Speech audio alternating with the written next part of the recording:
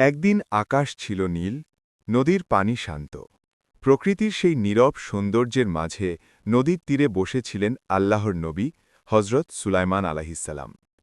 আল্লাহ তাআলা তাকে এমন এক বিশেষ নিয়ামত দান করেছিলেন, যার মাধ্যমে তিনি মানুষ তো বটেই, পাখি, পশু, কীটপতঙ্গ সকল সৃষ্টির ভাষা বুঝতে পারতেন। তিনি সৃষ্টিজগতের দিকে গভীর দৃষ্টিতে তাকিয়েছিলেন, আর মনে মনে আল্লাহর কুদরতের নিদর্শন নিয়ে চিন্তা করছিলেন। হঠাৎ তার চোখে পড়ল এক ক্ষুদ্র পিঁপড়া।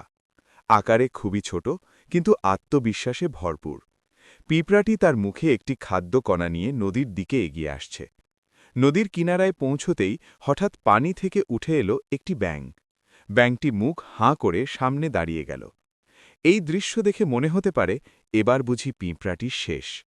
কিন্তু আশ্চর্যের বিষয়, পিঁপড়াটি একটুও ভয় পেল না, বরং স্বেচ্ছায় ব্যাঙটির মুখের ভেতরে প্রবেশ করল। মুহূর্তের মধ্যেই ব্যাঙটি পানির নিচে ডুব দিল। অজানা যাত্রা। ব্যাঙটি নদীর গভীরে তলিয়ে গেল। সময় পেরোতে লাগল, 1 মুহূর্ত, 2 মুহূর্ত, অনেকক্ষণ। হজরত সুলাইমান আলাহিসাল্লাম নীরবে সব কিছু লক্ষ্য করছিলেন। তার অন্তরে প্রশ্ন জাগল, এ কি বিস্ময়কর ঘটনা! দীর্ঘ সময় পর ব্যাঙটি আবার পানির ওপর ভেসে উঠল। নদীর তীরে এসে মুখ খুলতেই পিঁপড়াটি নিরাপদে বেরিয়ে এলো। সে যেন কিছুই ঘটেনি, এমন স্বাভাবিকভাবে নিজের পথে এগিয়ে যেতে লাগল। হজরত সুলাইমান আলাহিসাল্লাম পিঁপড়াটিকে ডেকে বললেন, হে ক্ষুদ্র প্রাণী, আমাকে বলো, তুমি কোথায় গেলে আর কেনই বা এমন বিপজ্জনক পথে যাত্রা করলে?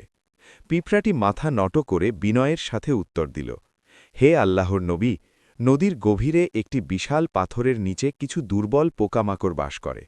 তারা জন্মগতভাবে অন্ধ, আলো দেখে না, পথ চেনে না, নিজেরা খাদ্যের সন্ধানেও বের হতে পারে না।